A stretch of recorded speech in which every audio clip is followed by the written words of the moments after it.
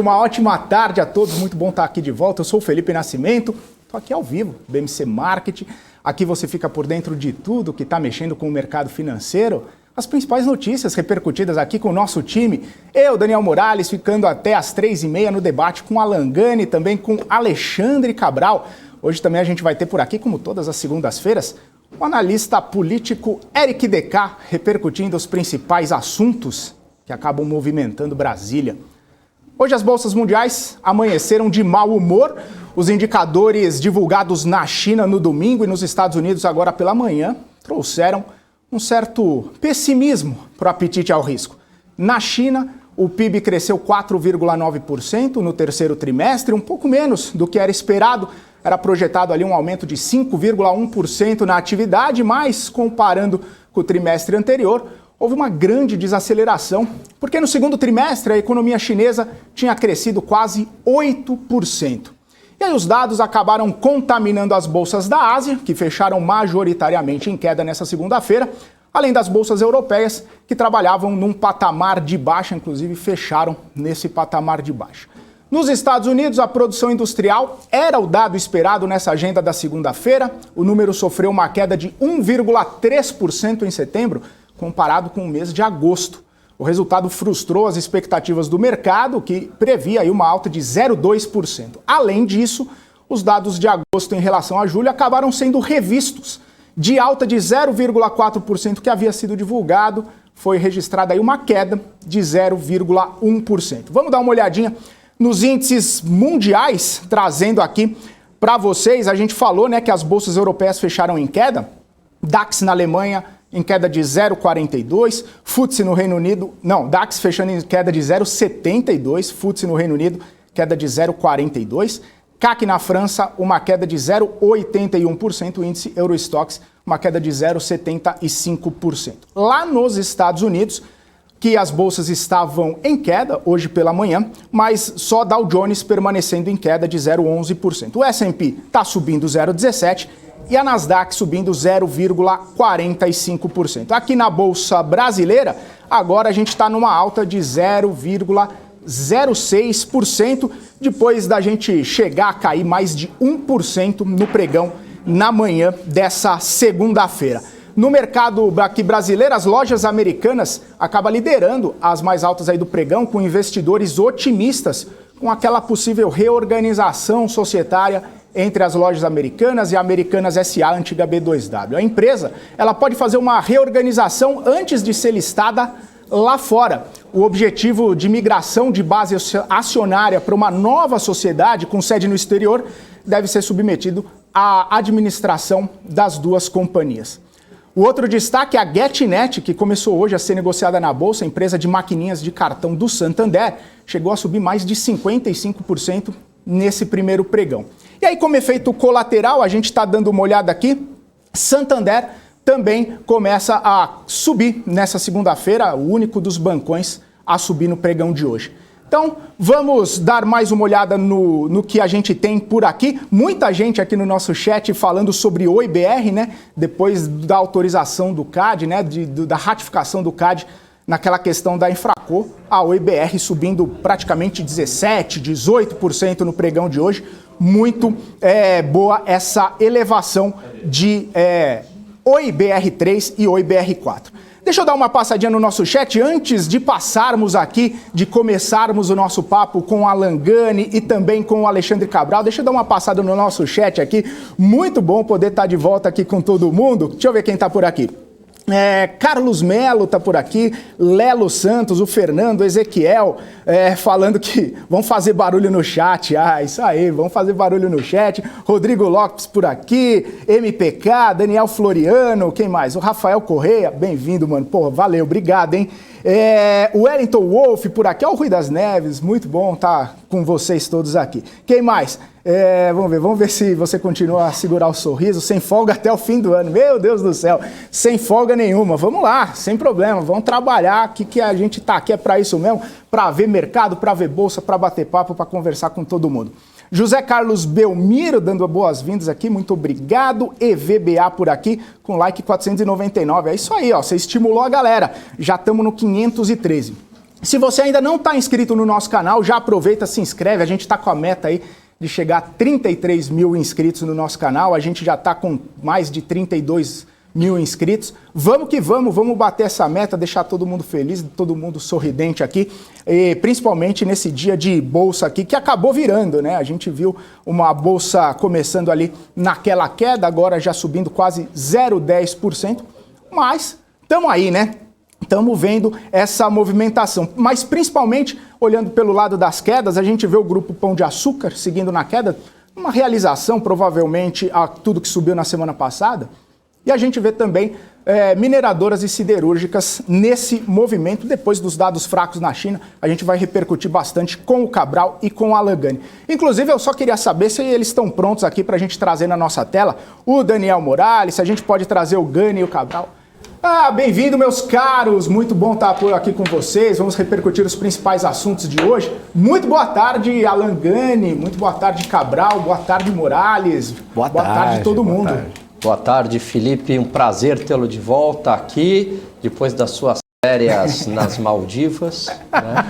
Vamos com tudo. Só não pode postar, porque senão o pessoal fica em cima, né? As férias são...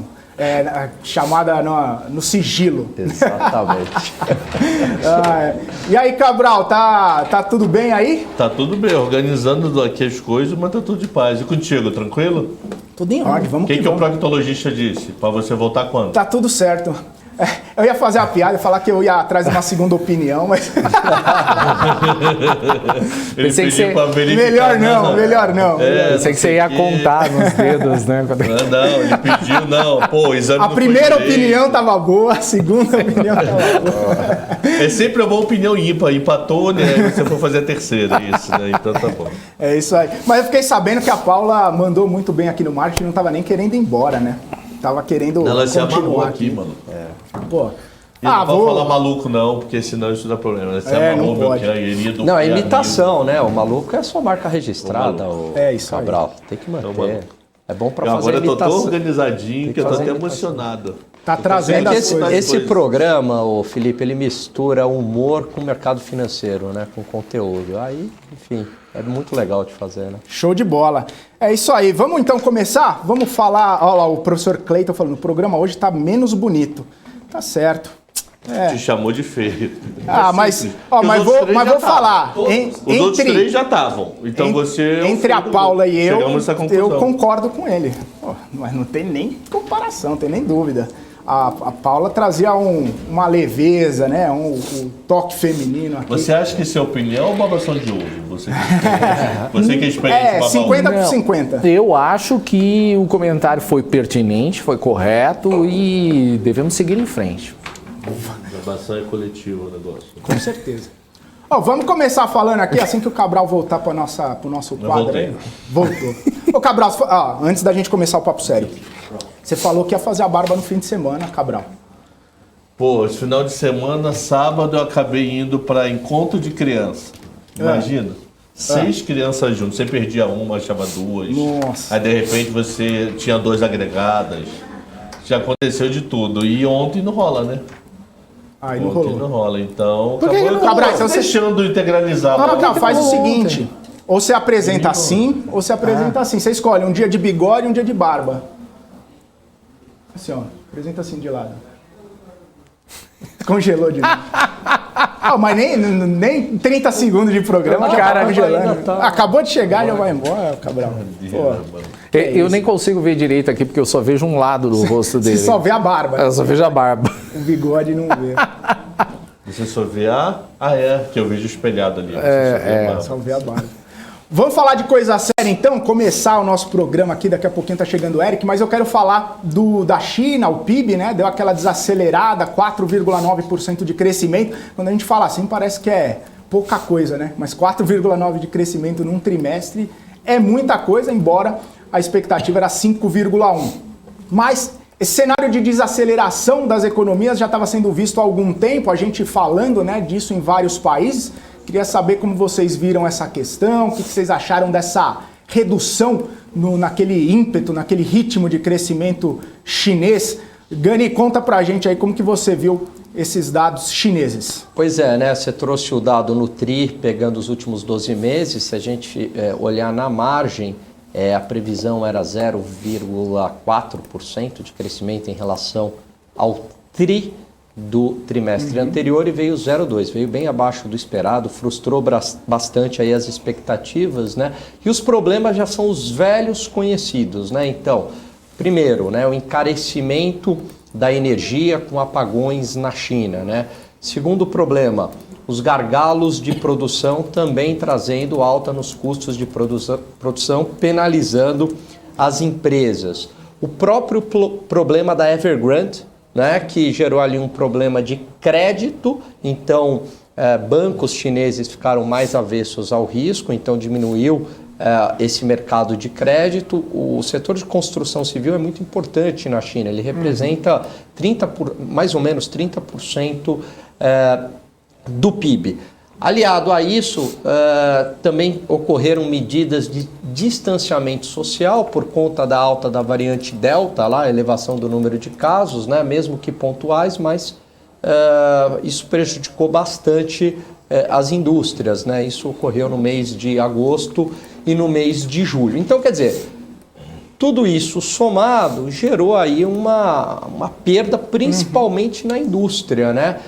A boa notícia é que há uma recuperação no setor de serviços, né? O setor de serviços tem avançado. Aliás, esse movimento é muito curioso, porque é um movimento que ocorre no mundo inteiro. Então, a indústria sofrendo muito, e talvez explicado aí pelos gargalos de produção, pelas questões energéticas, e o setor de serviços salvando a lavoura, né? Então, isso a gente percebe nos Estados Unidos, isso a gente percebe inclusive no Brasil, e na China não foi diferente. Agora, é um crescimento muito menor do que a média histórica chinesa. No trimestre, para você ter uma ideia, nos dados na margem, né, quando cresce em relação ao trimestre anterior, se a gente recuar em relação ao pré-pandemia, era uma média ali de 1,6% de crescimento. A gente está falando de 0,2%. Né? Então, é um desafio para a economia global e isso penaliza principalmente as empresas aqui no Brasil dependentes de China, como a Vale.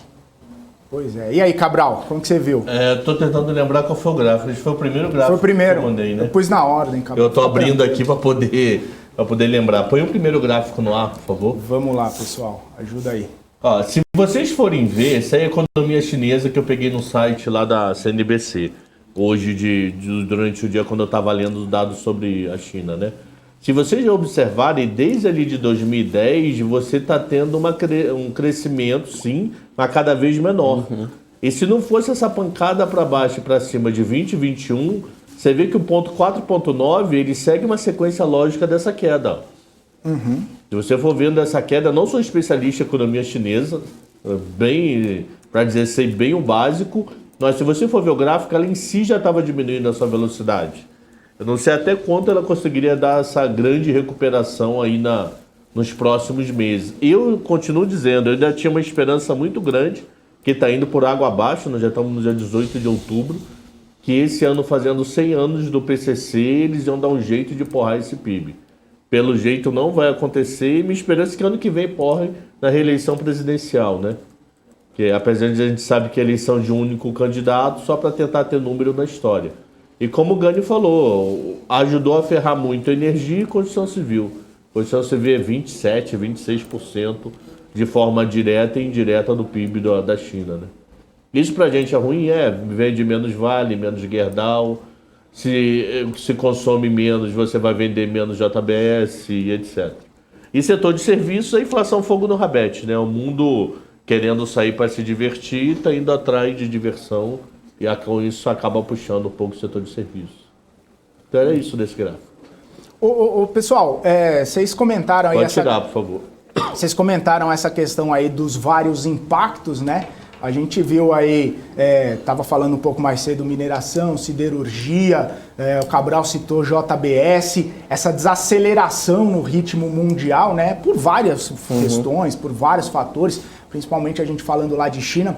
Isso aí tende a reverberar mais ainda aqui na Bolsa Brasileira, mais ainda no mercado aqui, trazer essa aversão que a gente sempre comenta, né? Aversão ao risco. Embora agora a Bolsa deu a virada para cima lá para desmentir a nossa conversa aqui, para a gente não ter falar assim, não, ó, a Bolsa está caindo, né, depois do mau resultado. Mas enfim, tirando todas essas questões aí, isso aí pode reverberar ainda por mais algum tempo por aqui? Pode. Pode. Somente Vale, que tem uma dependência absurda de China, né? JBS e os demais proteínas, ok. É 40%, 40 e pouco. Vai sentir, mas 7 menos do que somente a Vale. Porque comida você dificilmente deixa de comer. A sua redução é menor. Mas você deixa de construir prédio, né? Exatamente. Então a Vale e Gerdau sentiria mais olhando para o dinheiro que viria da China.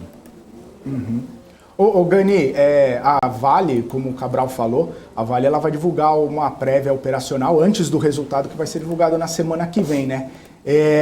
Isso, claro, é do trimestre passado, mas a gente está nesse cenário ainda de diminuição de crescimento, a gente ainda está falando de algumas intervenções lá na China. Isso talvez com alguma diminuição, digamos assim, no resultado operacional, pode trazer mais consequências ainda. Pode, né? Se vier abaixo do que o mercado está esperando, o mercado já puniu bastante, puniu entre aspas, né? Claro, a Vale, né? E por conta do minério de ferro, por toda a questão também da desaceleração da economia chinesa, né? Mas pode ser que a gente tenha surpresas negativas, sim.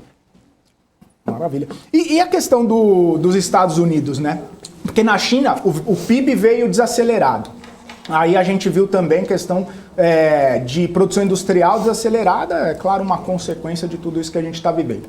Nos Estados Unidos, além de vir menor, né, vir uma queda na produção industrial, ainda reviram a produção industrial do mês anterior.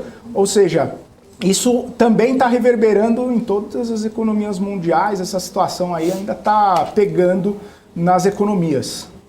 Sim, porque os Estados Unidos também vão vender menos, de algum modo ele vendendo menos afeta a economia interna. Não esqueça que o COMEX, Estados Unidos, China e Europa é uma coisa absurda, né? Então, se o cara compra menos, sim, acaba sentindo em paralelo. E fora o velho discurso que a gente já falou aqui tanto que eu não tenho coragem mais de repetir, não. Problema na cadeia de suprimento, falta chip, falta não sei o que, etc.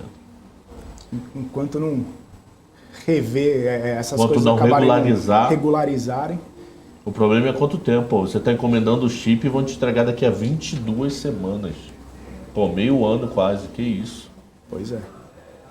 E aí, Eu acho que a grande questão aí é o seguinte, teve um grande rally, a famosa recuperação em V, e agora, né, a gente vê uma ladeirinha assim, né, ou meio reto, né, como um convidado do Cabral veio aqui e falou raiz quadrada. Falou, né, raiz quadrada. E isso no mundo. Foi perfeito. Então eu acho que a questão é quanto tempo vai durar este ciclo mais pessimista para ter uma nova recuperação. Isso está muito ligado aí à desaceleração da economia global, os nossos fatores internos, falando de bolsa brasileira, né? Esses desafios também em relação à energia, ao gargalo de produção, enfim, né? Então a questão é quanto tempo esse ciclo aí mais pessimista durará. O Daniel quer falar uma coisa. Eu? Não. Você falou baixinho aqui, eu vou falar alto. Eu não sei do que você está falando, eu estava prestando atenção. Da raiz quadrada do Gani, que foi perfeito a observação dele. Foi perfeito. Do André, perfeito. Do Aqui André, que você falou? Exato. Foi isso? Perfeito. Não, você falou, ele foi perfeito. Ele foi perfeito. O problema é que eu sento na bancada dele. Mas porque o sobrenome dele é perfeito? Exato. É essa então, conversa, assim, deixa eu ver se eu entendi a piada, o Cabral, que o Morales fez. Foi assim, a raiz perfeita a observação do Gani, porque ele é André perfeito. Exatamente. Ele falou, é isso a piada? A observação foi perfeita. E ele fez curso de ventrílogo, então ele fala entre os dentes. Ele fala, ele não mexe a boca. Não mexe. É que pra quem tá em casa não percebe, mas ele tá aqui falar altas drogas. Meu Deus. Tá atacado hoje. Segunda-feira já chegou. Segunda-feira. É que ele começa cedo, então ele vai desenvolvendo ao longo do dia. Eu tô quieto. Não, o DK vai salvar o debate. Ainda não. Ainda não. Não, mas eu queria falar também com vocês. DK. Eu queria falar com vocês porque no fim de semana a Christine Lagarde, ela falou, né, sobre essa questão aí, que não acha muito correta essa visão sobre estagflação e tudo mais ou menos que a gente já falou há algum tempo aqui. Na verdade, a gente não. Vocês conversaram com a Paula, vocês conversaram ao longo da semana passada todo esse cenário de estagflação, só que ela falou também sobre essa questão dos choques, né, de oferta, que acaba não dando muita margem para os bancos centrais trabalharem, né? Que é o que isso a gente fala, isso eu lembro que a gente falou bastante sobre isso, que o Banco Central não tem muita atuação quando o problema é de oferta. Mas essa coisa de ser mais temporário, dessa pressão inflacionária ser temporária, isso aqui vai se resolver daqui a pouco e não sei o quê, não está muito extenso? Não está muito... essa coisa mais transitória não está se estendendo mais? Não, mas eu já esperava esse transitório demorando mais. Esperava principalmente do setor da demanda. Da oferta eu esperava um pouco menos. Eu achava que eu não ia tanto ter problema de cadeia produtiva, não vou mentir. Se você me perguntasse em janeiro, eu não achava que ia ter tanto problema de cadeia produtiva. Mas do lado da demanda de nós e de algumas empresas procurando, eu falo, a famosa inflação do fogo do rabete, eu falo isso há uns 6 meses já. Agora eu não esperava do outro lado, eu juro que para mim a cadeia de suprimento ia resolver mais rápido.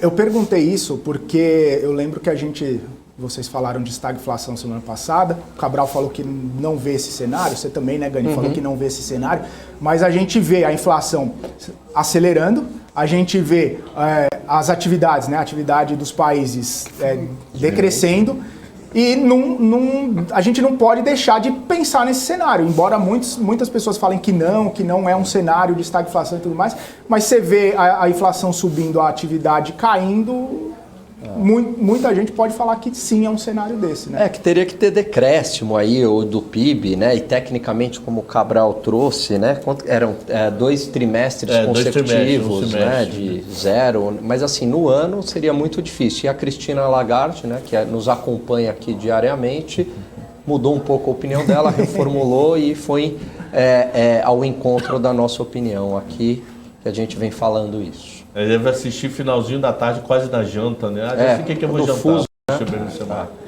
Eu achei que o Gani ia mandar um abraço para ela. Abraço, Cris! Não, ela que fala português, é uma Grande muito lagarde. culta, né? Então ela entende aqui a nossa comunicação. É nóis, Cris.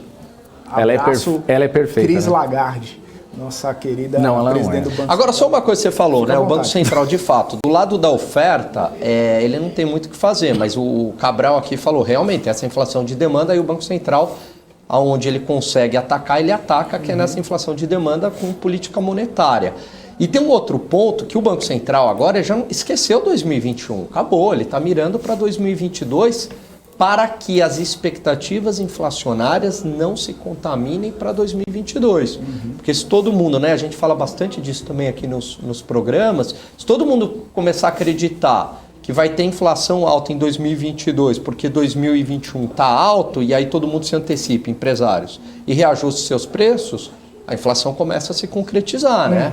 Então você tem essa inércia, essa transmissão aí de inflação ao longo do tempo. Então o Banco Central tem tentado fazer com que este processo freie, né? Muito bom se tocar nesse assunto, porque a gente vai comentar um pouquinho sobre isso daqui a pouco, viu, Gani? A gente vai falar do Boletim Focus, vai analisar um pouquinho todas essas revisões, né, de inflação para cima, PIB para baixo, meta Selic, o que dá para fazer, o que não dá para fazer, contaminação 2022, até tem gente falando até que possibilidade de contaminação de 2023. Então a gente vai falar disso daqui a pouco, mas como já está conectado o Eric DK, queria chamá-lo aqui para a nossa conversa. Eric DK, analista político, direto de Brasília, para a gente comentar aqui os fatos mais relevantes dessa semana, do fim de semana, tudo que movimenta Brasília, tem muita coisa acontecendo. Eric DK, um prazer falar contigo novamente, ótima tarde para você. Boa tarde, Felipão. Boa tarde, Gani. Boa tarde, Cabral. A todos que estão nos assistindo. É uma semana aí que começa já quente, com várias declarações e posicionamentos aí do presidente Jair Bolsonaro e muita expectativa em torno de Auxílio Brasil, em torno de auxílio emergencial, entre outros temas que impactam o mercado financeiro. Pois é, Eric DK, a gente estava pensando uma pauta, né, hoje de manhã, eu fiquei pensando em alguns assuntos de grande repercussão para a gente trazer, inclusive assuntos que vão movimentar o mercado, mas aí chega agora há pouco, o presidente Jair Bolsonaro fala sobre auxílio emergencial, fala sobre Auxílio Brasil, fala que essas questões aí vão ser resolvidas, se Deus quiser, ainda nessa semana. Como é que tá essa situação aí? A gente sabe que para isso acontecer precisa ter uma abertura no orçamento, precisa ter PEC dos precatórios, precisa ter imposto de renda, né? Reforma do imposto de renda, precisa abrir aquele espaço no orçamento. Como é que tá essa situação aí? Você acha que isso vai conseguir caminhar mesmo nessa semana? Eles vão conseguir fazer algum tipo de movimentação? E se eu puder fazer mais uma pergunta ainda, no fim de semana o ministro da Cidadania, João Roma, falou sobre os R$300, né, que deve chegar em R$300. Tudo bem, o ministro da Cidadania, mas isso será que já está acordado ali com a equipe econômica, ou o ministro da Cidadania está falando por conta própria aí dessa situação? Bons pontos que você traz, Felipe. A gente precisa separar um pouco a discussão. A gente tem aqui um deadline que termina agora, no final deste mês, que é o auxílio emergencial, que é aquele auxílio que estava sendo distribuído para a sociedade de uma forma em geral, com base aí na pandemia. Então, vai se encerrar ali a distribuição desse auxílio. E havia uma expectativa do governo que, quando se encerrasse essa última parcela, a gente já tivesse resolvido a questão que envolve o Bolsa Família. Eu vou usar o termo Bolsa Família para não ficar auxílio emergencial, Auxílio Brasil, que aí senão vira uma salada na cabeça de quem nos assiste. Então, havia uma expectativa de que já agora, no final deste mês, a gente já teria uma solução para a reestruturação do Bolsa Família, e aí o ticket médio desse novo Bolsa Família, Felipe, estava ali nessa margem que o ministro João Roma falou de R$300. E viria, então, já existe até uma medida provisória que trata sobre a reestruturação do Bolsa Família, não estabelece valores, porque isso aí estava ligado à questão do orçamento, como você colocou. E, resumindo para vocês, não teve uma conclusão sobre a questão do Bolsa Família, e aí agora a ala política está bastante pressionada para renovar o auxílio emergencial. E aí o auxílio emergencial, Felipe, se a gente olhar para o retrovisor, a gente vai lembrar que o auxílio emergencial está fora do teto de gastos. Então, é um gasto que pode ser feito sem ter aí nenhuma previsão orçamentária. O que é feito é um crédito extraordinário para justamente bancar esse auxílio emergencial. O que se fala hoje, então, cresceu muito da semana passada para cá, de um auxílio, agora eu estou até trocando o nome, vai ser um auxílio temporário, para que dê tempo para que o Congresso solucione essa questão da reestruturação do Bolsa Família, ache recurso para esse novo Bolsa Família, e a partir disso não precisa mais se usar o auxílio emergencial. Mas enquanto não há essa solução política, enquanto não há essa solução econômica para a reestruturação do Bolsa Família, a gente vai vivendo com essa realidade de possíveis renovações do auxílio emergencial. E o que se fala hoje é desse auxílio emergencial, vai ser estendido aí por mais 60, 90 dias, que é justamente o prazo que a gente tem até o final do ano para se votar o orçamento, e aí quando se vota o orçamento, vai ser tirada uma foto dele e a gente vai ver exatamente qual o espaço que vai ter para o Bolsa Família. E aí o Bolsa Família, a expectativa é que a partir do começo do ano que vem, é ele que substitua esse auxílio emergencial. Então, por isso que há essa expectativa dentro do mercado financeiro, ainda não se sabe qual vai ser esse valor desse novo auxílio emergencial, ainda não se sabe qual vai ser o prazo dessa extensão do auxílio emergencial, mas com as colocações hoje do presidente da República, a gente está vendo cada vez mais latente que isso vai acontecer. E a própria equipe econômica já vem fazendo alguns cálculos desde a semana passada para ver como é que equilibra aí ao máximo essa questão da renovação do auxílio emergencial. Tudo bem, Eric? Primeiro, boa tarde. Meu camarada, quem é Eduardo Gomes? Esse é novo para mim na fila do pão. Porque o que ele falou hoje de manhã? Que a ideia dele é aumentar o auxílio emergencial por mais 2 meses, mas com redução do valor. Aí vão 2 perguntas. Quem é Eduardo Gomes? E se redução do valor precisa de aprovação do Congresso ou só canetada de equipe Bolsonaro consegue prorrogar por 60 dias? Bom ponto, Cabral. O Eduardo Gomes, ele é o líder do governo no Congresso, tá? E ele chegou até a ser cotado para ser o novo presidente do Senado, mas ali na disputa que teve, o Davi Alcolumbre, que era o então presidente, apoiou o Rodrigo Pacheco, e aí o Rodrigo Pacheco conseguiu ganhar atração. Então, o Eduardo Gomes tem, sim, o seu peso dentro do Congresso, ele é um dos principais líderes, já chegou até a ser cotado para ser o ministro da articulação, aquele ministro que fica responsável aí por fazer a ponte entre o Palácio do Planalto e o Congresso. No final, acabou indo a Flávia Arruda por questões aí de relacionamento com o Centrão. Então, ele tem, sim, o seu peso, ele tem o trânsito aqui dentro da casa.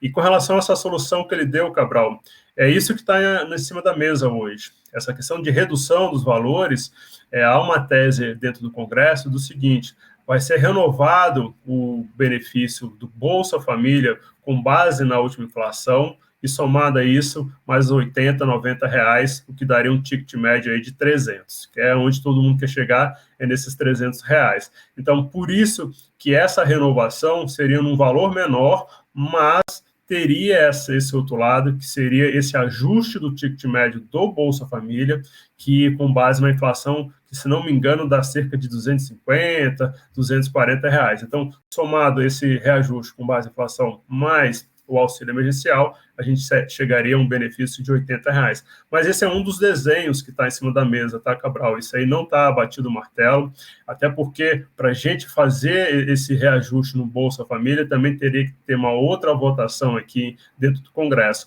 Com relação a essa questão da canetada, sim, a renovação do auxílio emergencial é com base numa canetada, e isso é feito, encaminhado para o Congresso, um crédito extraordinário, como eu falei para vocês, e aí esse crédito extraordinário é aprovado. E lembrando, Cabral, esse valor do auxílio emergencial é fora do teto de gasto. É aquela coluna que o Congresso e o governo criou durante a pandemia para não ter limite de gasto nessa área social durante a pandemia.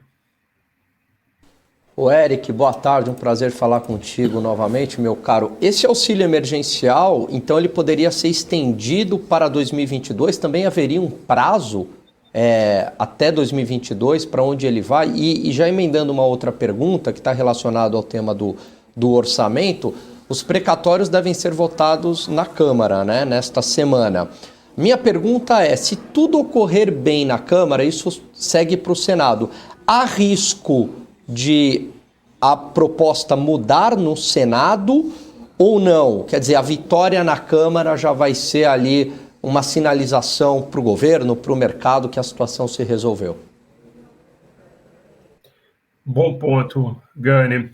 Com relação ao auxílio, pode ser renovado aí de 3 meses, de 6 meses, dentro da sensibilidade aí do próprio governo e das necessidades, tá?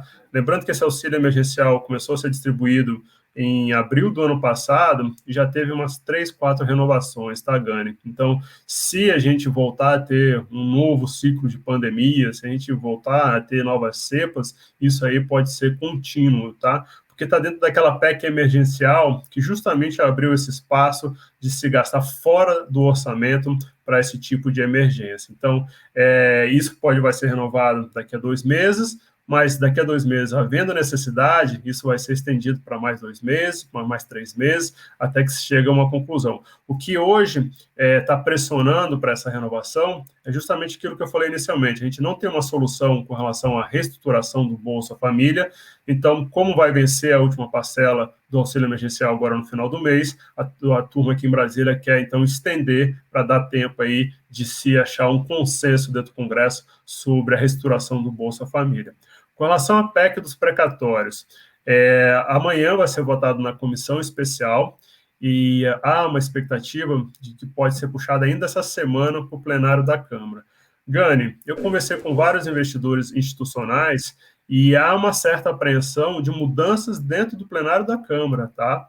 A gente tem que ver, porque às vezes a leitura de que passou a PEC, muitas vezes não é uma vitória para o governo, porque a galera enche tantos jabutis ali na PEC, carrega tanto com novos gastos que não estavam sendo esperados, que acaba virando uma derrota, acaba virando ali um revés para o governo. Então, com quem eu conversei nos últimos dias, há essa apreensão de novas mudanças no texto da PEC dentro do plenário. E lembrando, para colocar todo mundo na mesma página, o texto já foi alterado. Dentro da comissão, foi inserido um jabuti, que é aquela previsão de dívida de divisão da dívida previdenciária dos municípios em 20 anos. Isso não estava previsto no texto original e foi inserido. Isso é um jabuti. E é aquilo que a gente já comentou em outros programas. Quando você parcela a dívida, isso aí, de certa forma, você está impactando o caixa do governo, porque o governo está deixando de arrecadar aquela dívida que foi parcelada.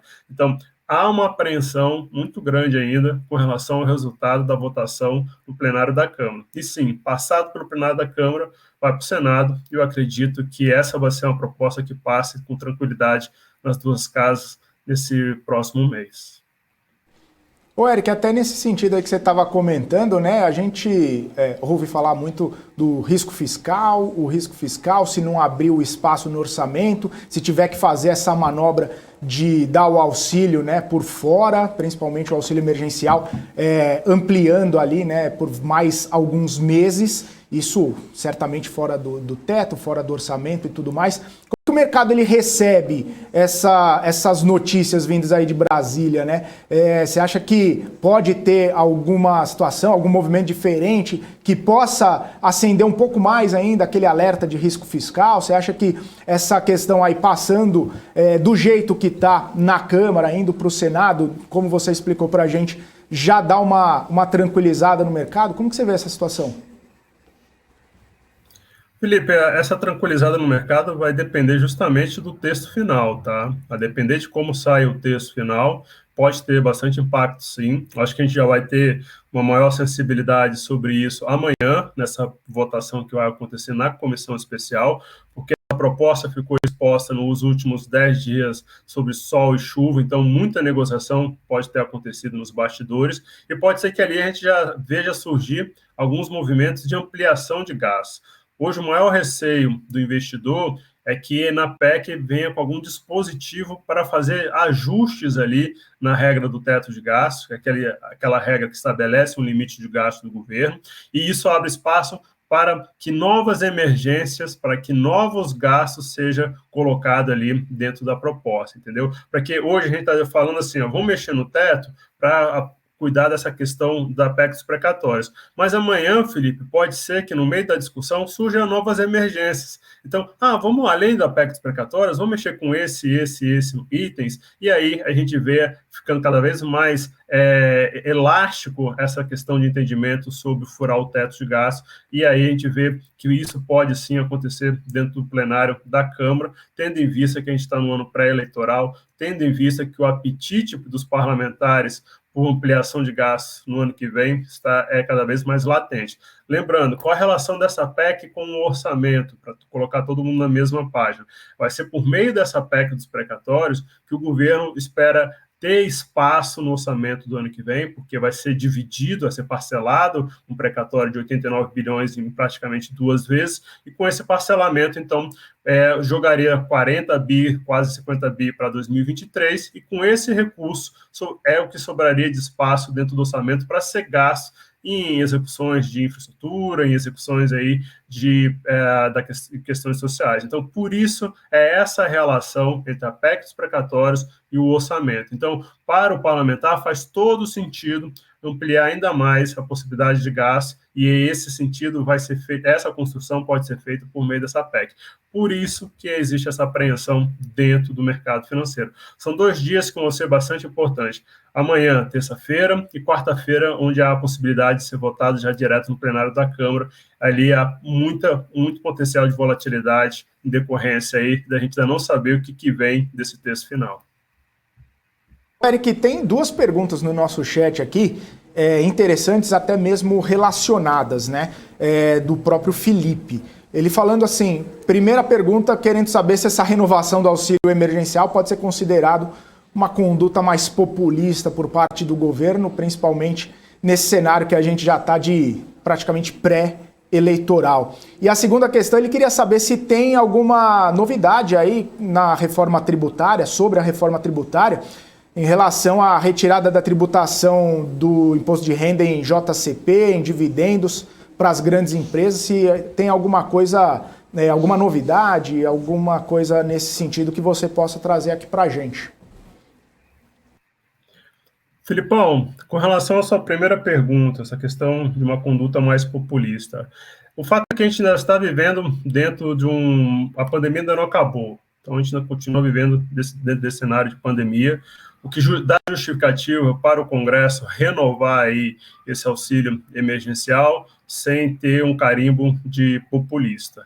Um outro fator que está cada vez mais presente dentro do Congresso, e isso vai ser motivo de muito embate ainda com o ministro Paulo Guedes, é que está cada vez mais presente a questão da inflação. E aí o Gânio Cabral tem mais a capacidade de falar do que eu sobre o impacto da inflação no dia a dia das pessoas. Mas isso começou a ficar mais presente dentro do mundo político, porque, Felipe, eles estão voltando, os parlamentares estão voltando para as bases e estão vendo a turma reclamar da gasolina, reclamar que está faltando alimento, que a cesta básica ficou mais cara, e etc. Então, quando a turma faz esse movimento de renovar o auxílio, no sentido também de falar assim, esse impacto que vocês já estão vivendo na ponta, a gente, de certa forma, está tentando acomodar com renovação de auxílio emergencial. Então, casa com o momento que a gente ainda está no meio de pandemia, a gente ainda não tem a confirmação que a gente saiu aí desse momento da pandemia, e tem esse outro fator que começou a bater dentro do Congresso,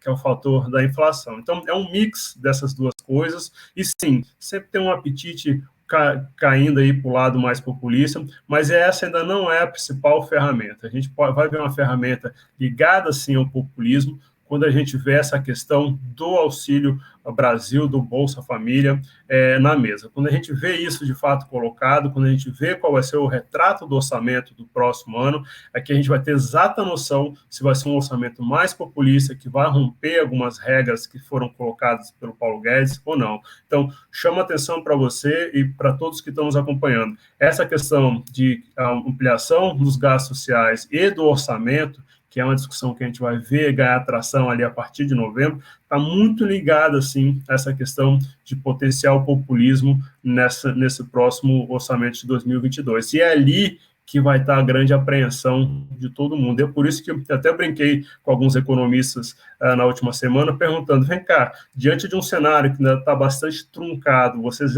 ainda apostam em rally no final do ano? E essa é uma pergunta até que eu faço para o Gânio e para o Cabral. Boa. Ô Eric, deixa eu te fazer uma pergunta, mudando um pouco de assunto, né? Teve um embate duro no Twitter em relação com o Lula e o Ciro Gomes. Você acha que isso pode sinalizar aí um racha dentro da própria esquerda ou não? Pensando em segundo turno. E aproveitando uma mesma pergunta complementando a pergunta do Gani.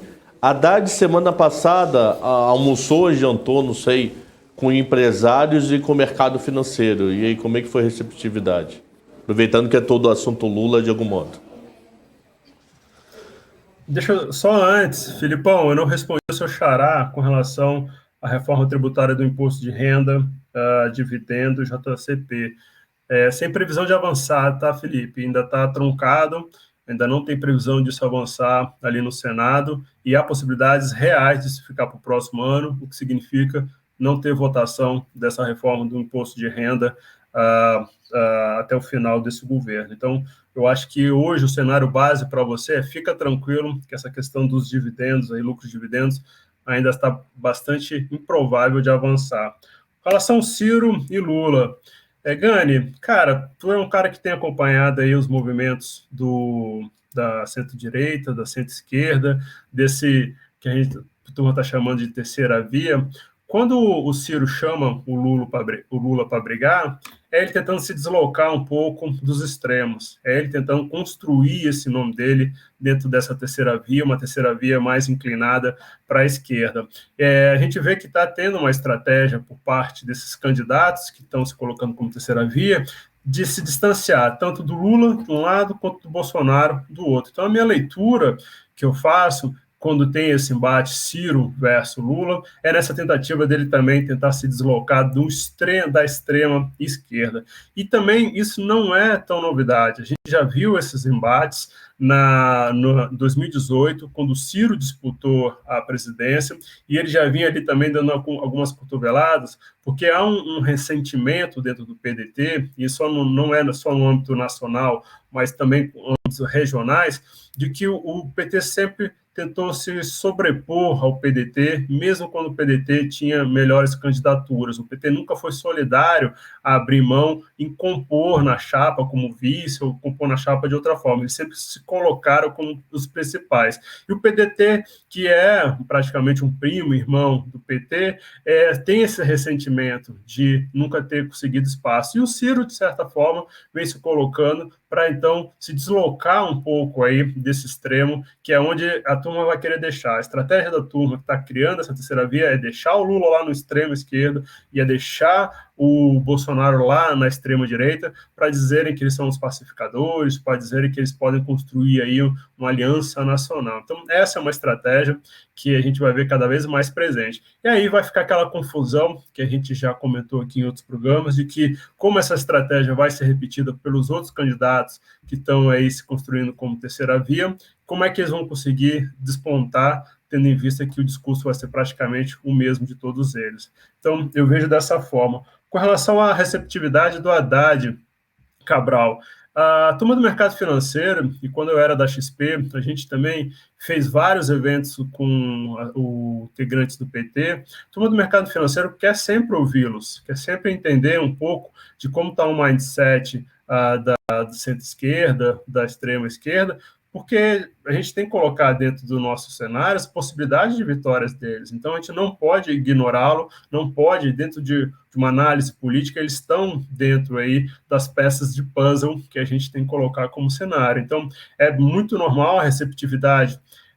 Me lembro de todos os eventos que eu participei, é sempre de muito respeito, a turma ouve bastante, por mais que não concorde com 90% que é colocado, mas é interessante ouvir para entender, principalmente por questões econômicas, entender se de fato a questão, se o PT vier a governar, vai tirar da frente essa questão do teto de gasto, como é que fica o tema das privatizações, como é que fica o tema de retomar o BNDES como principal propulsor da economia para alavancar aí alguns investimentos. Então, entender um pouco da cabeça da centro-esquerda e da extrema-esquerda, que o mercado financeiro sempre está atento, sempre está convidando a turma a bater esse papo. Então, é muito natural, por mais, como falei para vocês, que a turma não concorde, sim, faz parte da montagem de cenário de todo mundo. Até porque, como disse para vocês, eles não estão descartados, existe a possibilidade de vitória, e amanhã eles vencendo, quem conversou com eles vai ter um cenário mais consolidado do que pode ser um governo a partir de 2023. Boa. Cabral, você tem mais perguntas aí para o Eric? Uma das nossas discussões aqui, discussões de debate, né, bate-papo, senão dá a impressão que a gente caiu no pau aqui na sexta, foi sobre a possibilidade de Bolsonaro ligar para Bento, que é o ministro da Energia, ele mudar, meu Deus do céu, a bandeira, aí diz que ele não pode, isso não é decisão do ministro, isso é uma decisão da ANEEL separada. Afinal de contas, como está essa história? Por favor, Eric. Cabral, vão ter reuniões quinta-feira, coloca no radar, que na quinta-feira devem ter reuniões ministeriais com diferentes setores, disso deve sair alguma decisão. Essa pressão do Bolsonaro existe, e até pública, né, para não mexer nas questões da tarifa, mas o que normalmente se sobrepõe são questões técnicas, tá? Então, assim, uma vez colocado a necessidade e mostrado os motivos, pode ser até, Cabral, que ele tenta encontrar soluções em outras áreas para fazer um equilíbrio. E aí eu vou dar um exemplo para vocês na questão do diesel. Você lembra que no começo do ano, para reduzir o diesel, e eles trataram ali de questões de OF, trataram de outras questões, justamente que não tinha nada a ver com diesel, mas para compensar. Então, pode ser que a gente veja, Cabral, compensações desse tipo, seja aí em questões de ICMS, seja aí em questões que que tratem de imposto do governo para compensar um possível aumento da tarifa. Mas isso também está no radar, e isso é mais uma das questões que vai ser colocada, que conversa com aquilo que eu falei para vocês, os políticos estão cada vez mais sensíveis a essa questão de inflação, e a inflação pega combustível, pega energia, pega alimento, pega todos esses pontos que, de certa forma, é onde está a torcida da turma da terceira via. A turma da terceira via está esperando aí que a economia se complique cada vez mais, justamente para ter espaço dentro da sociedade, para ter espaço aí dentro dos eleitores descontentes. Então, esse fator econômico que inclui a energia está no radar. Agora, se o Bolsonaro vai meter a mão grande, é difícil saber. Normalmente, ele se baseia, por mais que ele fale publicamente, por questões técnicas, e aí ele compensa de outras formas, tirando, reduzindo tributos de outros lados. Fechou. Boa. Ô, Eric, vamos chamar o Daniel Morales aqui. Ele tem pergunta para você, ele está aqui só de cantinho aqui, querendo falar contigo também. Vamos lá, Morales, vai contigo. Bora lá, então. Eric, eu queria fazer uma pergunta para você, que um ponto importante aí que foi divulgado nesse último fim de semana é a ameaça de greve por parte dos caminhoneiros, né? Eles declararam estado de greve desde sábado e prometem uma paralisação nacional a partir do dia 1º de novembro, caso o governo não atenda às reivindicações. A categoria ela pede respeito ao piso mínimo do frete, aposentadoria especial e mudança na política de preços da Petrobras para baratear o custo do combustível. Mais uma ameaça e mais uma ameaça que pode resvalar na Petrobras. Eu queria saber como é que você avalia isso, o governo ele vê potencial da greve avançar? Aliás, Eric, eu queria também estender essa pergunta tanto para o Cabral quanto para o Gani, mas queria começar com você primeiro. Muito bom ponto, Dani. Hoje eu acordei com mensagens de clientes institucionais perguntando justamente isso, que pé que estão as negociações dentro do governo com os caminhoneiros, e eu vou ler aqui, vou abrir esse espaço aqui para ler o que o Ministério de Infraestrutura me encaminhou como resposta. E lembrando que o Ministério de Infraestrutura é quem está fazendo esse link diretamente com os caminhoneiros. Então, só para colocar todo mundo na mesma página, para vocês verem como é que está o termômetro disso dentro do governo federal, tá? A resposta foi o seguinte: olá, Eric, não vamos nos pronunciar hoje. Mais uma vez, peço cautela em relação a essas informações, as informações que você comentou, Dani. Estou no Ministério desde 2019, já foram 16 pretensas chamadas de greve por essas mesmas lideranças. A verdade é que não existe legitimidade alguma nessas entidades junto aos caminhoneiros autônomos, que são uma classe muito difusa e diversa.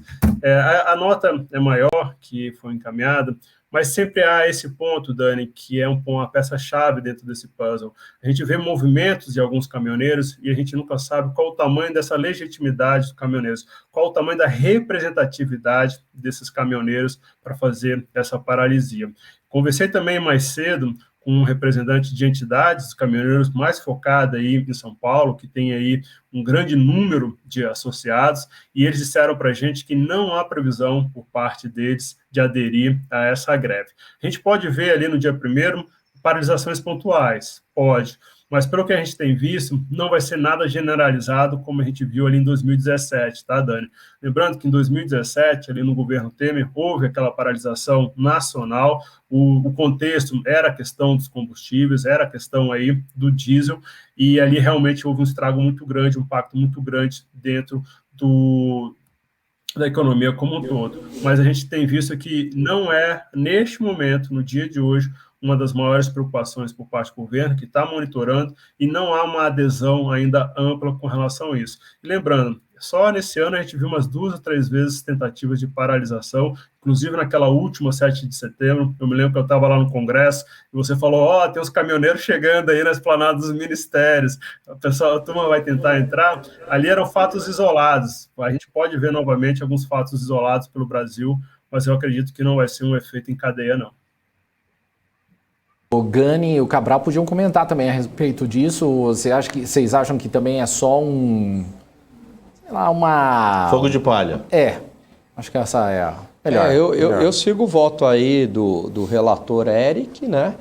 E só complementando que se tivesse uma greve dos caminhoneiros, seria muito ruim para o país, né? Obviamente, isso no governo Temer, aquela uma semana lá teve um impacto mais ou menos de 0,8 pontos percentuais no PIB. Ao invés de o país crescer 2, cresceu 1,2 por conta da greve dos caminhoneiros. Mas eu tô com o Eric aí, acho que enfim, é muito pontual, é muito disperso esse movimento, né?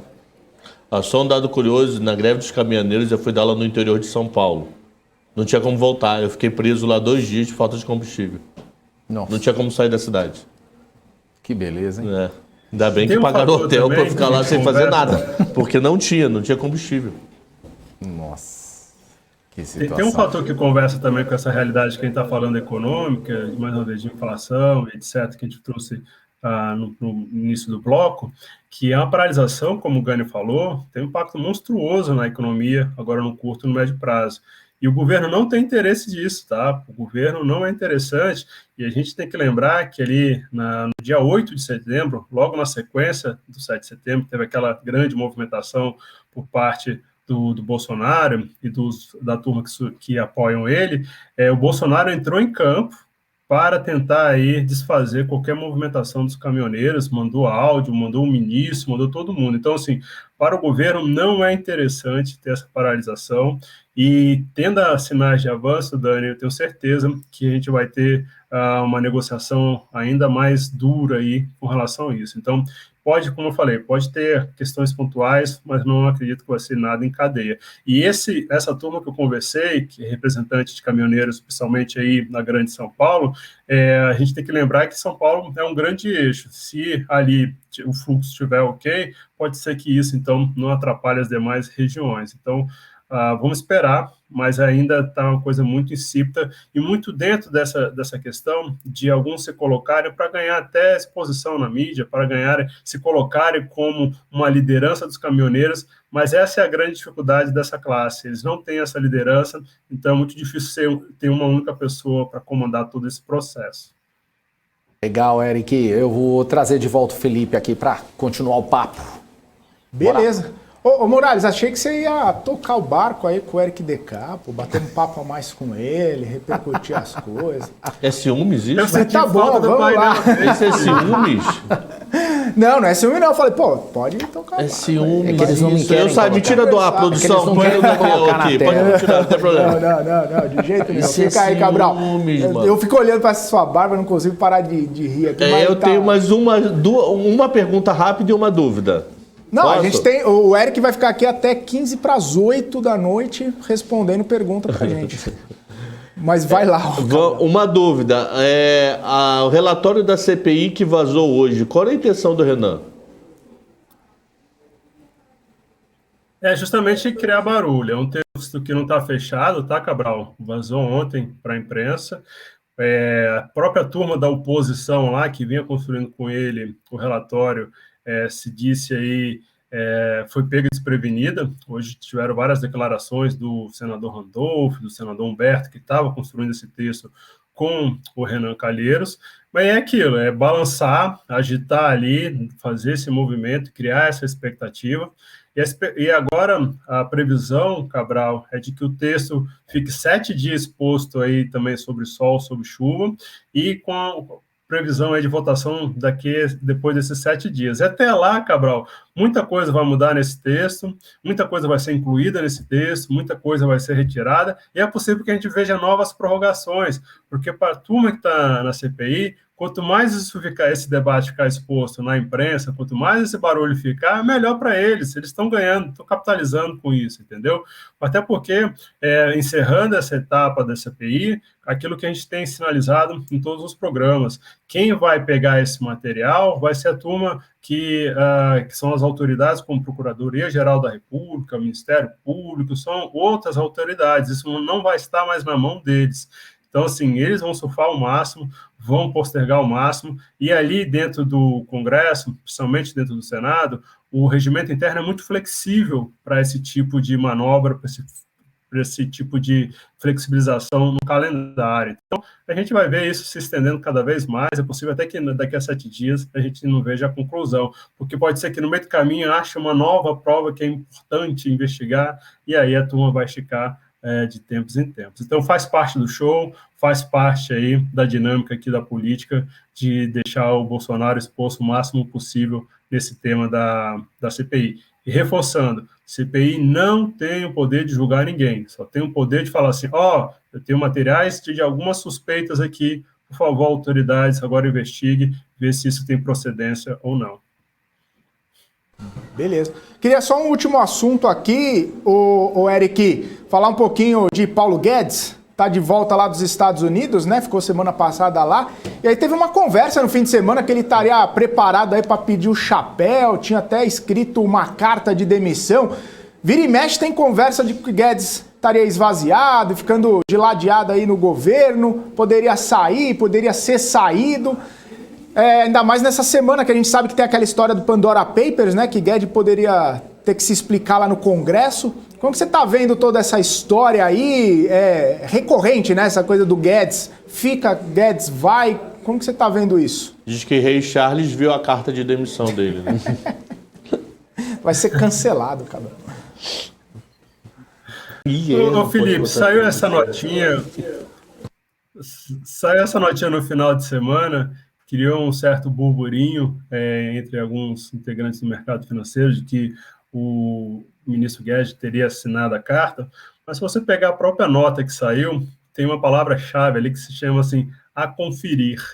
Acho que nem o próprio jornalista, não vou mencionar o jornalista, mas nem o próprio jornalista estava seguro do que estava dando, né? Porque quando o jornalista está seguro, crava, não bota assim, a conferir, vamos ver, será que é? Não coloca dentro de um texto isso. Então, assim, bagunçou sim, houve uma certa movimentação, que estava no final de semana aí, já meio que embalado, numa semana que foi quebrado pelo feriado, falou, opa, será que pode ser?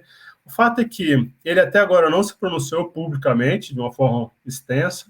Existe essa expectativa, como você colocou, dele ser convocado aí para prestar esclarecimentos na Câmara. Só que, Felipe, semana passada, o próprio presidente da Câmara já falou assim, quando o Paulo Guedes voltar do exterior, eu vou conversar com ele para ver qual é o melhor momento que ele quer vir aqui. Então, até lá, amigo, vai ser construído aí toda uma dinâmica para ele poder se defender, toda uma dinâmica para ele ter elementos para conseguir se safar dessa sem nenhum problema. Lembrando, o fato dele ter offshore não quer dizer que ele cometeu alguma ilegalidade. E conversando também com alguns integrantes do mercado financeiro, com alguns investidores institucionais, eles disseram, Eric, aqui dentro do mercado isso não está pegando muito não, tá? A gente está vendo isso de uma forma bastante lateral, que a gente está com um certo receio se esse tipo de situação vai causar algum desgaste para o Paulo Guedes em outras frentes, como as reformas, como a PEC, como o orçamento. Então, hoje, o investidor, com a turma que eu conversei, está mais focada nisso do que no tema em si offshore. Mas, lógico que, como ele ainda não deu nenhuma declaração mais ampla sobre isso, pode ser que, quando ele vá para o plenário, tenha alguma casca de banana e as coisas fiquem um pouquinho piores para ele nesse tema e a turma do Congresso tente avançar, tentando emparedá-lo cada vez mais, tentando enfraquecê-lo cada vez mais. Mais uma vez, tendo em vista que daqui a 3, 4 semanas a gente vai estar discutindo um orçamento e quanto mais fraco quanto mais fraco o Paulo Guedes chegar nessa discussão do orçamento, melhor para o Congresso, porque ali eles vão fazer e acontecer. Então, acho que está nisso, não tem uma data ainda, mas quando vier também vai ser uma participação dele já bastante arquitetada, aí, já bastante calculada. Maravilha. Mais alguém tem perguntas aqui? Eu tenho só uma dúvida de hierarquia. Show. Ricardo Barros é líder dos deputados pelo governo. Fernando Bezerra no Senado. E Eduardo Gomes, como é que é nessa história? Congresso. Das duas casas. Ele é o chefe dos dois, vai, a grosso modo. Ricardo Barros está embaixo, Fernando Bezerra embaixo, ele está em cima. Não.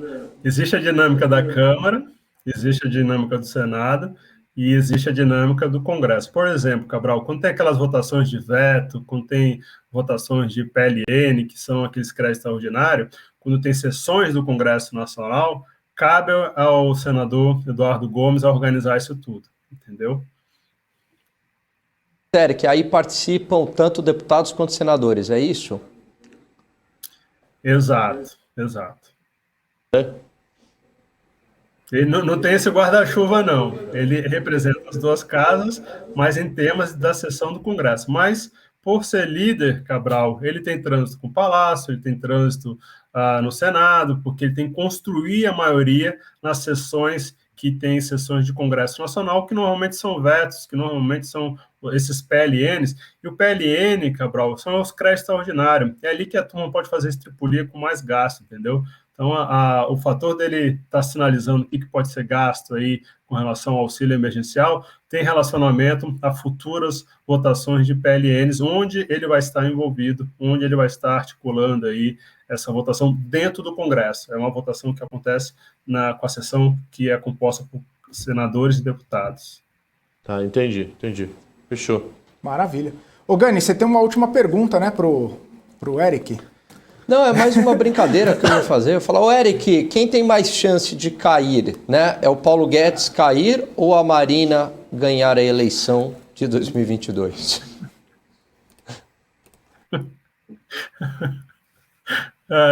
Eu acho que o Paulo Guedes não cai, não, gente. Ele segurou a ponta até aqui. Só fez uma brincadeira.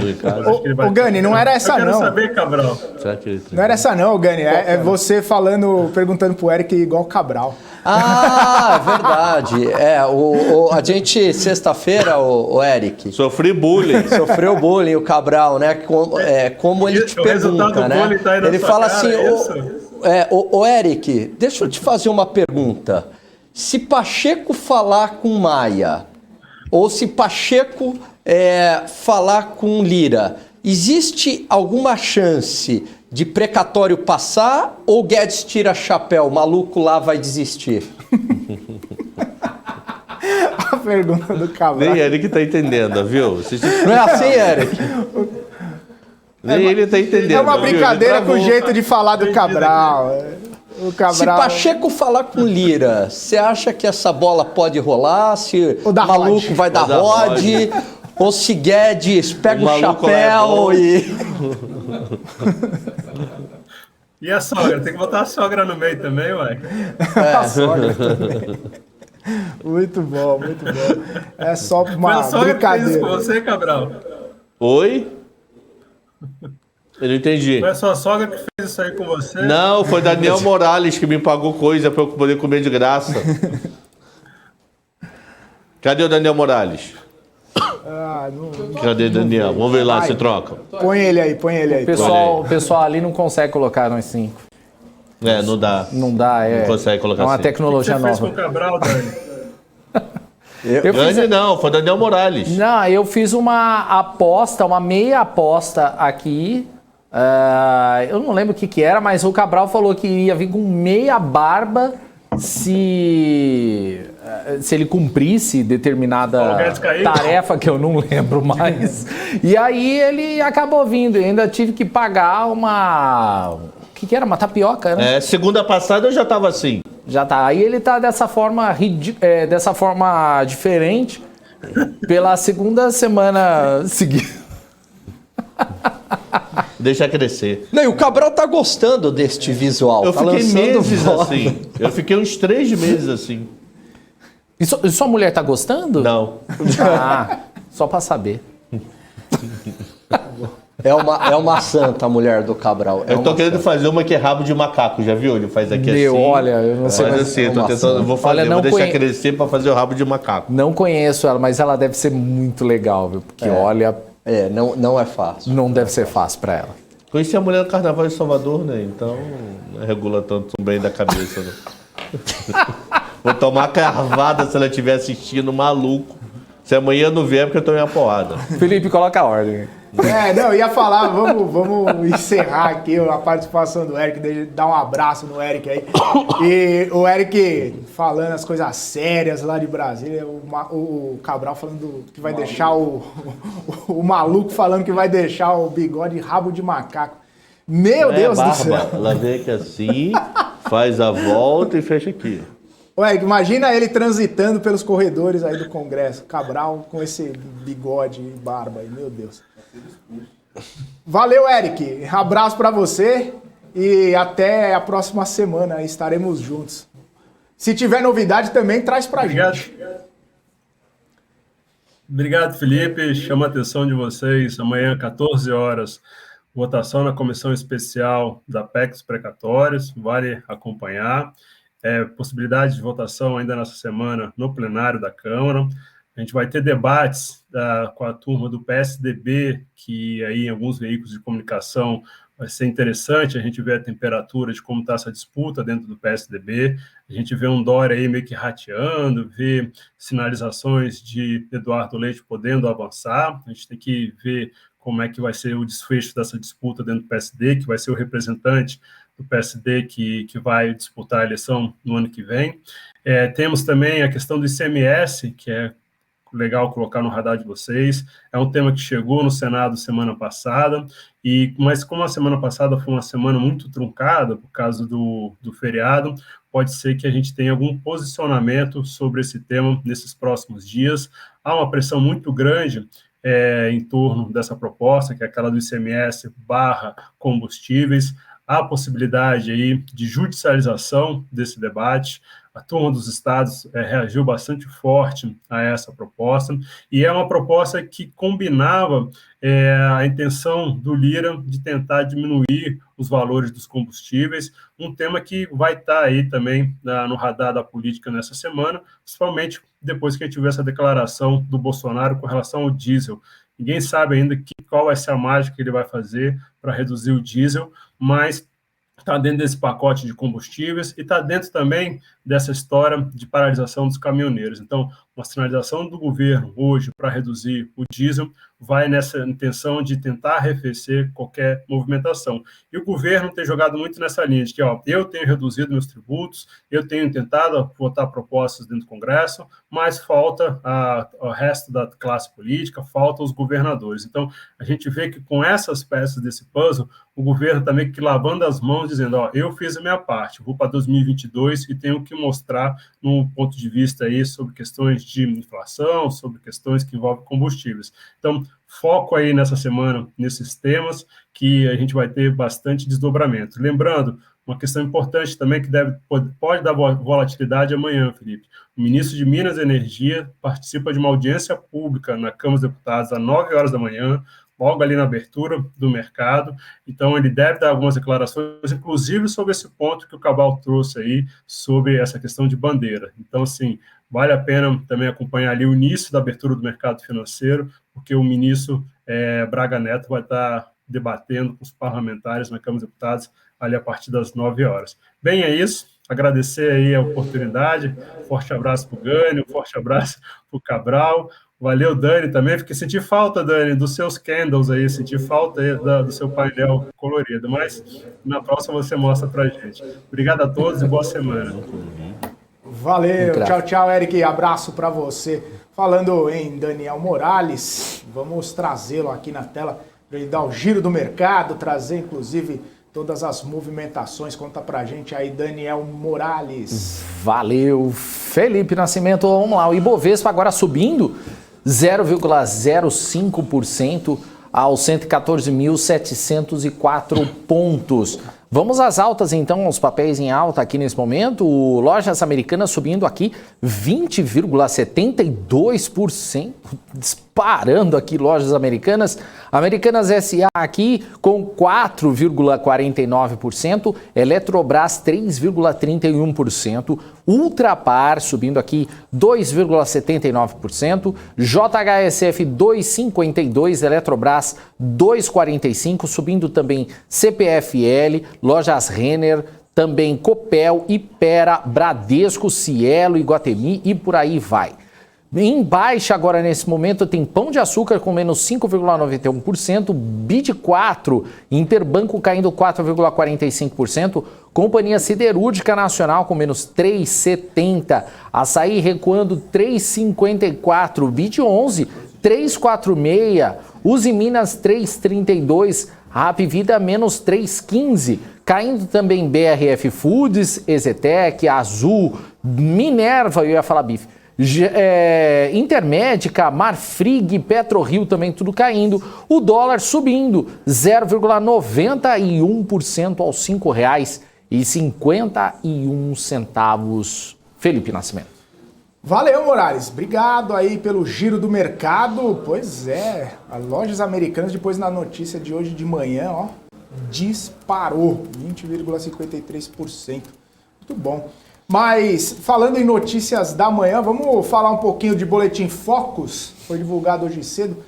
28ª semana consecutiva, o Boletim Focus trouxe revisão para cima da inflação. Agora, 8,69%. A gente lembra, na semana passada o índice era de 8,59%. Para o ano que vem, PCA projetado 4,18%. A gente estava até comentando. Ficando acima da meta do Banco Central. Outra informação, o PIB foi revisto para baixo, crescimento estimado em 5,01%. Na semana anterior, o crescimento estava projetado em 5,04%, uma queda marginal ali. No ano que vem, o crescimento da atividade está projetado em 1,5%, também revisto para baixo, se for comparado com as semanas anteriores. E a Selic, projetada para agora 2021, subiu de 8,25 para 8,75. Não, é 8,25, o ano que vem 8,75. O dólar R$ 5,25, tanto agora em 2021 quanto em 2022. Esses dados vêm praticamente em linha com o que a gente vem conversando aqui, trazendo os 4 aqui para a nossa tela, por gentileza. Cenário de inflação estourando a meta nesse ano, também já quase bem fora da meta no ano que vem, podendo aí contaminar até as expectativas de 2023. Política monetária que não funciona com choque de oferta, dólar subindo, enfim. Como que vocês viram esses dados de hoje? Algum ponto de destaque?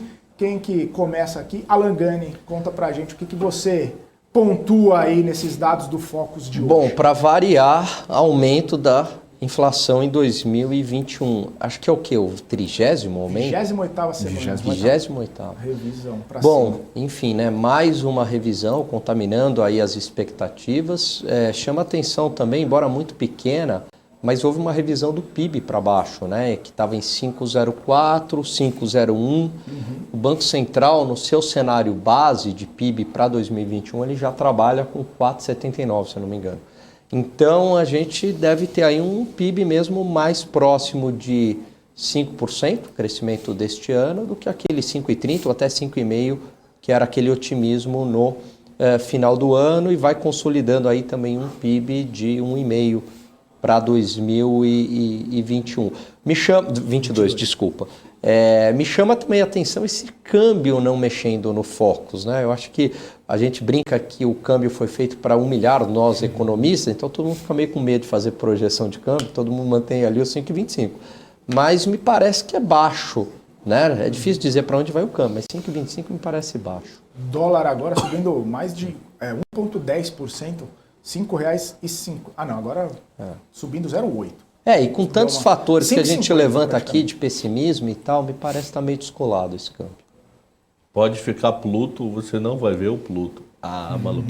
Põe a tabela 2 aí, que é o IPCA 2021, 2022, Vamos por favor. com os gráficos do Cabral. Então não preciso nem falar, o que Gani falou, só mostrar um gráfico aí para poder colorir a vida de vocês.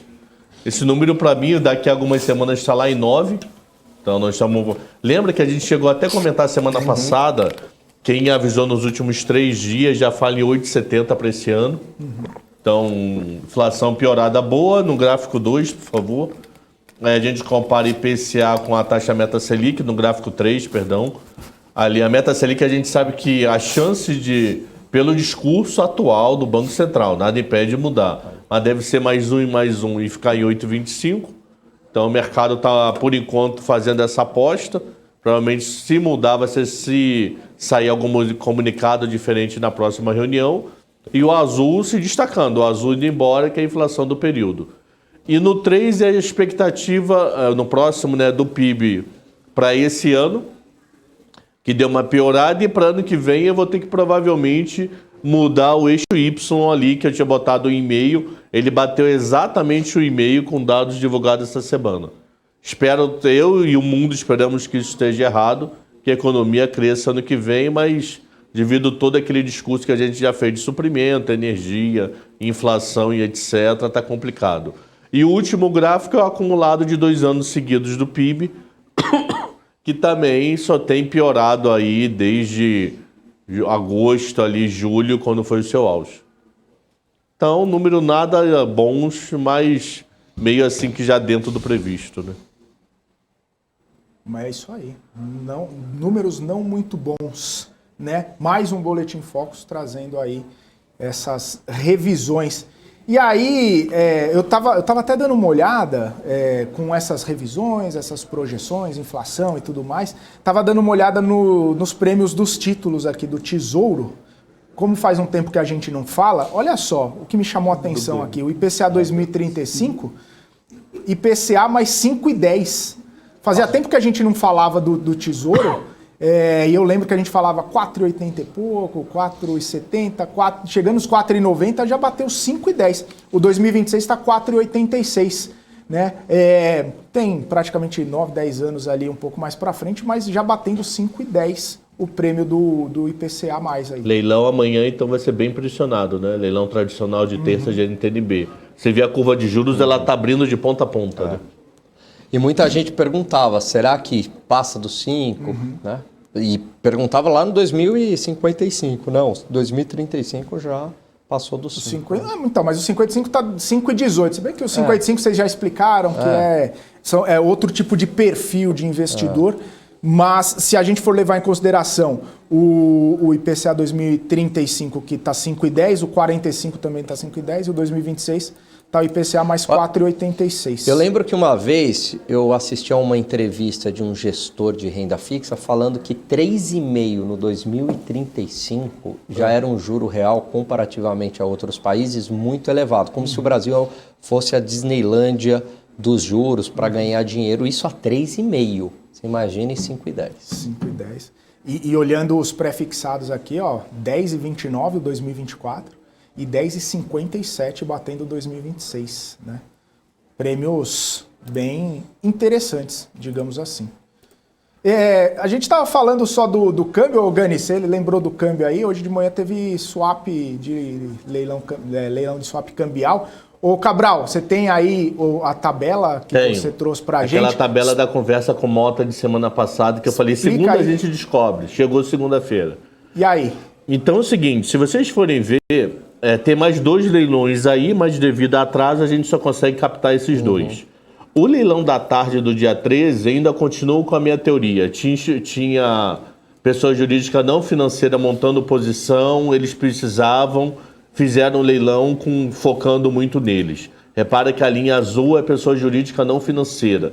Eles pegaram a maior parte do leilão da tarde.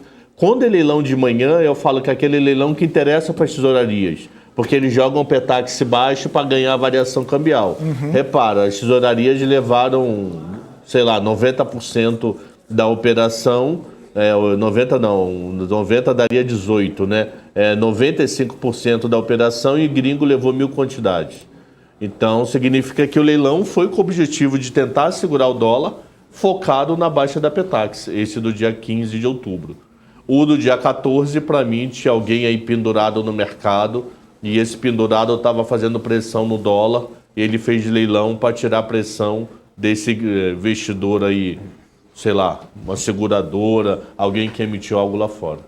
Ô Cabral, mas nesses dias aí desses leilões que você trouxe na tabela, o dólar ele deu uma segurada, talvez não deu aquela subida tão forte, hoje já está subindo novamente, mesmo com o leilão aí que foi mais de $1 bilhão no mercado aí, pelo que eu estava vendo nos 2 leilões da manhã. O que acaba determinando aí esse sucesso na estratégia para segurar o dólar? Como o mundo, né? Situação, a pessoa está com metástases e está tentando melhorar o fígado, mas o rim está sendo dominado. Então você está tentando segurar, não ir das 5,70. Mas não quer dizer que vai a 5,10 por causa do leilão. Você tem um mundo por trás com problema, nós temos Brasília, temos dúvida de precatório, nós temos vários CIS no meio do caminho. Sem leilão, esse dólar podia estar 5,70. Com ele, estamos segurando na casa de 5,5, 5,55. Então não vem, muita gente esperar o leilão, o dólar vai para 4,80, no verão vou ver o Pluto. Não vai ser por causa do leilão que você vai ver o Pluto não, mano. Fala assim, BC toca leilão aí pro dólar então o leilão de segunda e quarta é com o objetivo de resolver um problema, que é o problema da negócio da Receita Federal, overhead de final do ano. Acabou, esse é o objetivo. O leilão que ele faz todos os dias há muito tempo é rolagem. Tanto é que esse leilão é para fevereiro que ele está fazendo. Então já está no preço. A grande novidade é esse leilões extraordinários. Mas não adianta, nenhum leilão extraordinário que vai mudar toda uma história de Brasília, de China, de um PIB horroroso de mundo. Não é um leilão. O objetivo do leilão é tentar tirar a pressão para evitar ficar pior. Eu acho que esse que está na cabeça do BC. Maravilha. E leilão tem que ser de manhã, já foi provado isso. O banco vai quando o leilão é de manhã. E de tarde? De tarde ele até vai, mas tem aquela história, a Petax já está formada. Então ele não consegue jogar o dólar para baixo para dar aquela arrancada. Imagina que hoje está tendo leilão de ações da, sei lá, da Oi. E é um leilão grande, um volume extraordinariamente absurdo.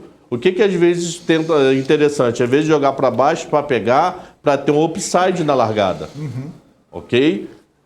E isso pode acontecer com um leilão do swap? Pode, mas não em 5 leilão, e sim na formação da Petax. Quando é 3 horas da tarde, a Petax já saiu 1,6.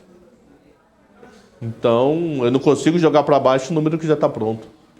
O Guilherme está perguntando aqui se esses leilões queimam a reserva. Nada, zero.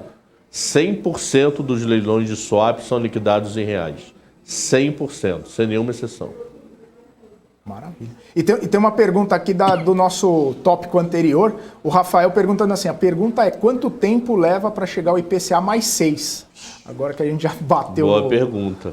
Bateu no 5 e pouco, aí 5,10, né? O prêmio, quando chega no 6? Façam suas apostas. Não, brincadeira. A gente está encerrando. O que foi, Cabral? Joguei a caneta no ar, deu... cara ou coroa. Agora entendi. Agora reparou que Gani tá com uma cara de sono, mano. O Gani? Olha, o Gani, repara, eu não vou ser No chat aqui tá todo mundo falando Cabral. O Cabral foi na churrascaria hoje. O Gani tá assim, ó. Aí o Gani faz Puxando um gongo. Olha no chat, Cabral! Meu irmão, o Gani tá com uma cara de sono, maluco. Que cara hoje, de que pau. absurdo. Você vê que ele tentou puxar, né, pra jogar. Vocês viram? Ele faz uns bicos no meio da Todo live. mundo falando Cabral com sono. Cabral sai da Dá uma churrascaria. rede pro Cabral. Pergunta. Joga água na cara do Cabral pra ver se ele Ô, acorda. Felipe, pergunta do chat é: será que o Cabral consegue chegar até o fim do trade? Meu irmão, Deu rod hoje, Cabral. Olha a olheira do cara, maluco. Ele não foi na Rede TV fazer maquiagem. Não fez maquiagem hoje. É só na Rede TV que ele vai fazer maquiagem, na Record, enfim. Falaram que o Cabral dormiu tanto que não fez nem o 7h10 hoje. Mas eu avisei, eu fui dormir, tive problema pra resolver, fui dormir 2 da manhã. Você fez 10 e 12. Aí eu avisei, ó, amanhã não vai ter 7h10 que eu não vou acordar tempo não. Foi 10 e 12, 10 e 15. Ó, Não? hoje, lógico que eu nunca falaria mal da Paula Moraes aqui, mas eu vou entregar 3h33 pro Cabral aqui, porque a Paula ficava até 15:45 conversando. É que o papo sem mim não rende mais, né? Eu acabo falando menos e tudo mais. Paula, volta aqui pra pôr ordem com esse Já saiu o cara aqui. PLR? Não, né? Ainda não. Ainda não. Por isso que tá assim, babando ovo. Mas, não, é porque falaram que Apesar que você é o maior seu baba-ovo convidado já tá ok aqui, Cabral, pra gente Você fazer o swap é o maior baba-ovo Daniel daqui. e Cabral. Então eu vou pedir para vocês fazerem as considerações finais, deixarem suas ponderações aqui. Nesse comecinho de semana aí, o que a gente pode ver, o que a gente fica de olho, o que vocês estão destacando aí nessa segunda-feira. Vamos lá, Gani, começa contigo. Acho que é uma semana de mais pessimismo aí, né? Não começou bem, acho que eu faria essa aposta aí para essa semana. E por falar em swap, Fiz um swap com Marco Saravalli amanhã. Fez o troca-troca com o Marcos Saravalli. Mas olha só, Cabral, esta notícia lhe afetará. Eu venho de manhã com a Paula e Marco Saravalli e Cabral no programa da tarde de amanhã. Será que Cabral se comportará? Interrogação. Amanhã o Cabral não abre a boca. Não, mas a curva de juros empinou. Você viu quem tá na porta? A curva de juros deu uma empinada.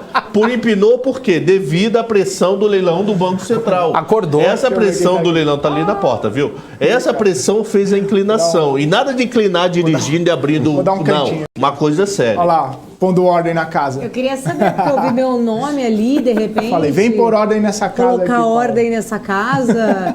Vamos dividir a cadeira aqui. Vai começar o sleep trade. Ô, Paula, eu acho que tá precisando distribuir pelo menos um café pro aqui. Cabral aqui durante o programa. Porque, ô Cabral, Eu não tomo café, maluco. a Então, pergunta precisa. que tá no ar, a pergunta que tá no ar, você vai deixar emendar do outro lado ou é Eu acho que eu vou. pura Acho que tô com uma preguiça mesmo? de fazer do caramba, maluco. Maluco. Ele falou que vai fazer o rabo do macaco, vai vir aqui. Eu vou fazer o rabo do macaco, porque ele vem aqui assim e faz aqui assim, ó. Tá certo. Você não passa por aquela porta, Cabral, se você fizer. Eu vim aqui pra colocar ordem eu na faço casa. de casa então o programa. Olha, Porra, a de Paula boa. tá na Olha porta. lá, a Paula tá lá. E aí, como Ai, que meu é? Deus. Não, eu só te chamei pra você, porque o pessoal tava reclamando aqui, cadê a Paula? Chegou a dona da pensão. Não sou dona da Agora- pensão, não. Ela agora- tocaram o despertador.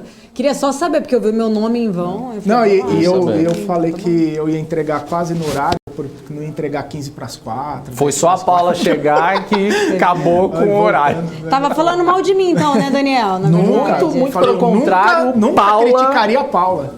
Nunca, de jeito nenhum. Cada Daniel baba ovo de dois ao mesmo tempo. Não, a Paula é Mas, fenomenal. ô, gente, e eu que quando eu vou embora, todo dia o Cabral fala assim, se você espirrar, saúde. Mas é uma verdade. Você tem Mas aí alergia, você tá falando agora que o Eu falei, Daniel vai que ela babou espirra ovo. até amanhã de manhã, saúde, pô. Ah, tá bom. Todo mundo aqui tem rinite. Ô, Gani, eu não ouvi sua voz. E não vamos fazer Não, uma eu tô- campanha, ganhe uso e cego. Não, é que Apenas observando para ter Cabral- as minhas Cabral ficou considerações. com medo. Eu quero fazer Mas amanhã, amanhã Paulo, vai eu rolar farei um o programa swap. com você. Eu fiz um swap com o Saravalli. Mas amanhã eu O ganho. Saravalli vai ter que levar a Ferrari dele, tem um problema de Amanhã você tá comigo? Então amanhã eu tô com você Gente, de manhã. e esse Saravalli é cara de pau, porque na hora que eu acabei o programa eu falei tchau, até amanhã. Ele falou até amanhã, o ele nem me motorista. avisou. Então, Olha, eu não é. tô sabendo. Não, ele deve ter esquecido, mas ele tem um compromisso que testar a Ferrari, sei lá, o entendi. mecânico lá dele falou e não adianta ir o assistente.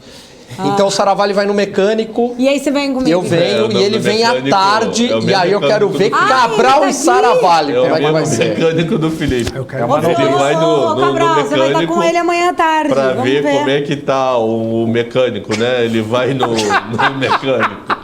Entendi. Aí, deixa eu tirar uma dúvida. Eu só quero tirar uma dúvida Lucas, antes do programa sair do ar. A O gente que é feliz, faz- mas não é. Nós não somos elite, não. A gente é feliz porque a gente é feliz mesmo. A elite está feliz. Eu só quero A gente é fazer feliz porque a gente é feliz. uma pergunta para Pobre acabar também o é programa. feliz. O que está fazendo o controle remoto na mesa do Gani? Te desligar. Só não E pode amanhã perder o tem- controle, hein, Gani? Amanhã É o único que O tem juízo Saravalli aqui pra ter vai- controle na mão. É o único. O único que tem controle é o que É o único que tem capacidade pra ter controle aqui nesse programa é o Gani. Apesar que o Felipe, ele também tem capacidade. É que eu não tinha. Nem eu, nem o Cabral, nem o Morales. Não. Não, Mas tá eu bom, tenho. gente. Só passei pra dar um oi pra vocês. Já tava com saudade já. O Petrocas tá chegando daqui a pouquinho pra bater um papo com o Cabral. Ah. Já tá até conectado. Deve estar vendo toda essa... Já tá Conversa, quase saindo. já tá- Deixa eu ir quase indo embora. porque senão a gente perde o convidado, né? É verdade, vamos dar Beijo pra tchau. vocês. Tchau. Tchau, gente. Sempre Tchau. um prazer Beijo. tê-la Tchau. por aqui. Olha só que presença ilustre da Paula Moraes. Podia vir todos os dias aqui dar o ar da Deixa eu graça. babar pra gente. ovo de humor do mano. É, o Gani já falou. Tchau, Cabral. Até amanhã. Tchau. Amanhã o Cabral confortadinho. Quero ver como vai ser. Morales, forte abraço. Até amanhã também. Até amanhã. Valeu, é isso aí, pessoal. Muito obrigado a todos vocês que estiveram aqui com a gente no BMC Marketing. Um forte abraço. Agora eu vou dar um abraço em todo mundo que está nos acompanhando aqui, enquanto o Cabral e Daniel Morales fazem o swap cadeiral ali. Neto Costa, um abraço para você. Helder também. Canal em Games, o Jair Zeca, o MPK, o Rui das Neves. Também Carlos Trudes por aqui. Cerveja, olha só, cerveja dando um apelido pro Cabral, que é isso, hein? Maurício Barca, Maurício Barca fazia tempo que não aparecia por aqui, hein, Maurício? Um abraço para você. Rafael Correia, Alex Martins. Ó a Suelen Foltor aqui, falando que a chefe está de olho, mandando aqui seu recado. Abraço para a Suelen Foltora, aqui da nossa equipe também. Lucas Barros, Sleep, João Marcos, o Ezequiel Santos, enfim, todo mundo que está aqui. Antes de eu entregar de novo para o Cabral, deixa eu dar uma olhadinha na bolsa aqui. A bolsa brasileira que tá nesse vai não vai hoje, né? Já caiu mais de 1%, já subiu 0,10, 0,14, agora está caindo 0,06%. E a gente dando uma olhada aqui ainda, lojas americanas seguindo nas mais altas do dia. Americanas S.A. também, depois vem Eletrobras, Ultrapar, Ipera, que inclusive vai divulgar resultado na sexta-feira, a primeira empresa a divulgar seus resultados operacionais nessa temporada do terceiro trimestre.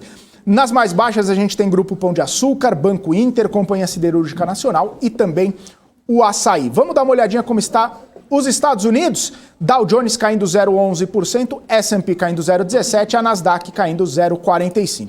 O dólar, como eu trouxe aqui, R$ 5,50, subindo 0,86%.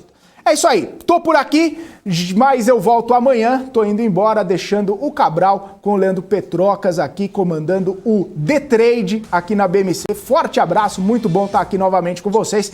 Começando essa semana, eu volto amanhã. Um abraço para vocês, tchau, tchau.